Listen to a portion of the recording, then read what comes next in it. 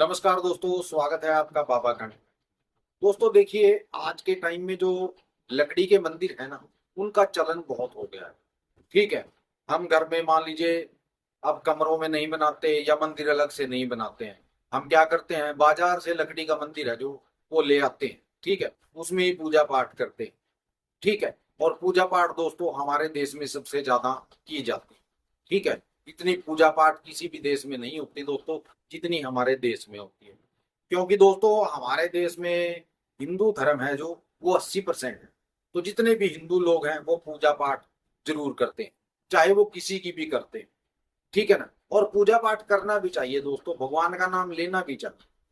ठीक है ना। क्योंकि दोस्तों जब तक आप ऊपर वाले का नाम नहीं लोगे, जब तक आप भगवान का नाम नहीं नहीं लोगे, तब तक मन को शांति नहीं होगी।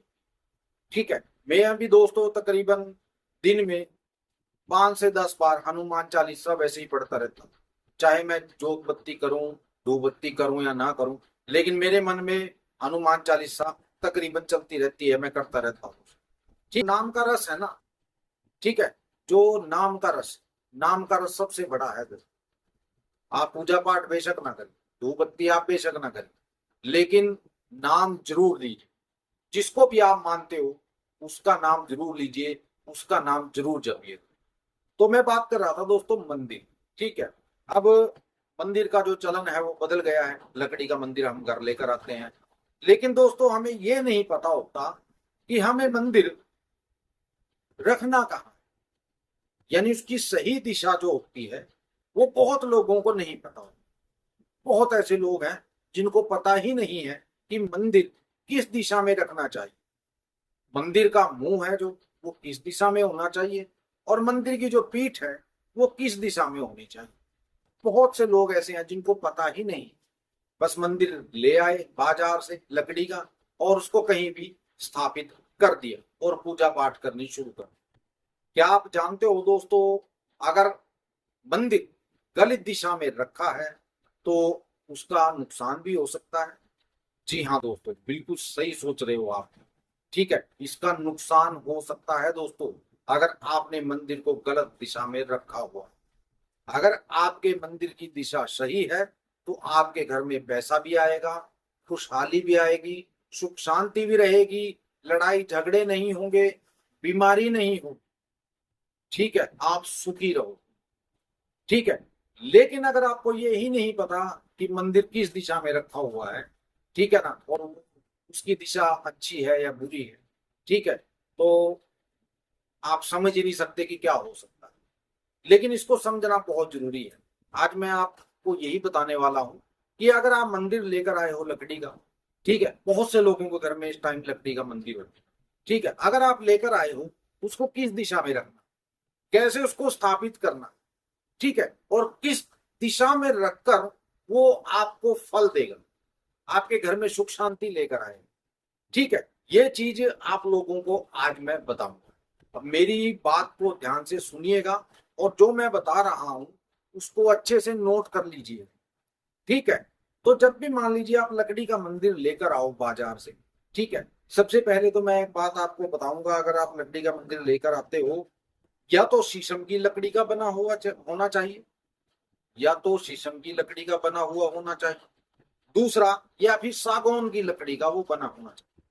ये दो मंदिर बहुत शुभ माना, यानी कि इस लकड़ी के जो मंदिर होते हैं वो बहुत शुभ माने जाते। ठीक है।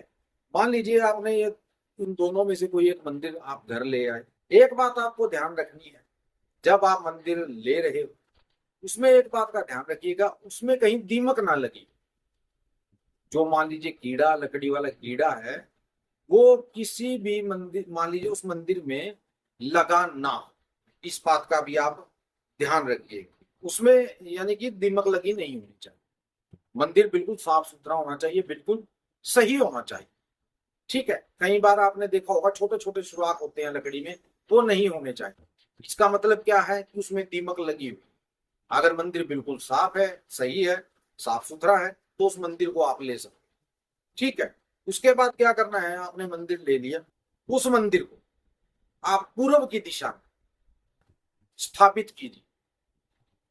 उस मंदिर को स्थापित जो करना है आपको वो पूर्व की दिशा में करना, क्योंकि जिस टाइम आप पूजा करो, ठीक है, तो आपकी जो पीठ है वो पश्चिम दिशा की तरफ, इस बात का ध्यान रखें, ठीक है ना। वैसे ऑटोमेटिक ही जिस टाइम आप मंदिर को पूर्व दिशा में रख दोगे और पूजा पाठ करोगे तो ऑटोमेटिक ही आपकी पीठ है जो वो पश्चिम दिशा की तरफ हो जाएगी, ठीक है। अगर मान लीजिए आपके घर में कहीं पर्याप्त जगह नहीं है पूर्व दिशा में मंदिर रखने की, ठीक है ना, तो उसको फिर आपको पता क्या करना है, उस मंदिर का क्या करना है आपको। फिर आप सोच रहे होंगे कि यार अगर पूर्व दिशा में अगर स्पेस ना हो, हमारे पास जगह ना हो, तो हम क्या करें। आपको उसको उत्तर दिशा में रखना, ठीक है, उसको उत्तर दिशा में रखना है। अगर आपको पूर्व में आपको जगह नहीं है आपके घर में, तो उसको क्या करना है, उत्तर दिशा में रखना, ठीक है, क्योंकि उत्तर दिशा भी बहुत शुभ मानी जाती है। और जब मंदिर आप रख देते हो, स्थापित आपने मंदिर कर दी, तो उसमें लाल या पीला कपड़ा बिछाना बहुत जरूरी होता है, यानी कि नीचे मंदिर, जैसे आपने मंदिर लकड़ी का लिया उसके नीचे, ठीक है, जहां धूप बत्ती करोगे, जोत बत्ती करोगे, वहां लाल कपड़ा या पीला कपड़ा जरूर होना चाहिए रखा हो, ठीक है, यानी कि उसके नीचे आपको वो बिछाना है। उसके बाद ही उसमें पूजा पाठ शुरू करना है। अब इस आ जाता है दोस्तों इसमें दिन, कि दिन कौन सा होना शुभ होता है मंदिर को स्थापित करने के लिए, ठीक है। तो सबसे पहले मैं दिन आपको बता देता हूं दोस्तों, सोमवार, बुधवार, गुरुवार, यानी कि जिसको वीरवार बोलते हैं, ठीक है, और शुक्रवार, ठीक है। मंगलवार को, शनिवार को कभी भी मंदिर को स्थापित मत कीजिए, ठीक है, क्योंकि ये दोनों दिन मंदिर को रखने के शुभ नहीं होते, ठीक है, इस बात का ध्यान रखिए। बाकी दीमक, और दूसरी बात है धूल, मंदिर में धूल जमी नहीं होनी चाहिए, ठीक है दोस्तों।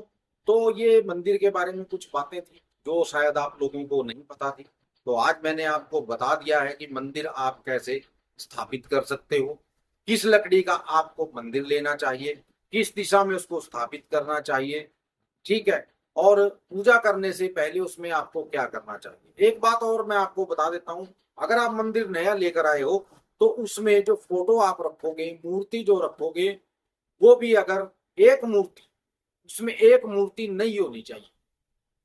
बेशक आपके पास पुरानी मूर्तियां पड़ी हो, ठीक है, लेकिन उसमें एक नई मूर्ति स्थापित जरूर करनी है आपको। ऐसा नहीं है कि सारी की सारी मूर्ति जो है वो पुरानी ही रखनी, ठीक है, एक मूर्ति आपको नई स्थापित जरूर करनी है मंदिर में।